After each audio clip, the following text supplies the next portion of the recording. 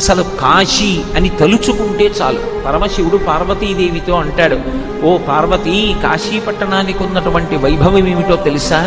సుదతి, పాపములకు ఎదుర్చుక్క కాశీ. ఓ వెలది, ఉపపాతములకు విషము కాశీ.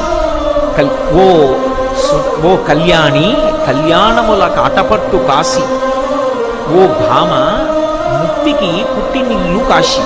కాశీ పట్టణానికి ఉన్నటువంటి గొప్పతనం ఏమిటి అంటే, ఓ సుగతి పార్వతీదేవిని పిలిచి అంటాడు, పాపములకు ఎదుర్చుక్క కాశీ. కాశీ పట్టణం లోపలికి వెడుతుంటేనే రోమకూపములను ఆశ్రయించి ఉన్నటువంటి పాపరాశి పక్షి రూపంలో ఎగిరిపోయి చెట్లని పట్టుకుని ఉంటాయి.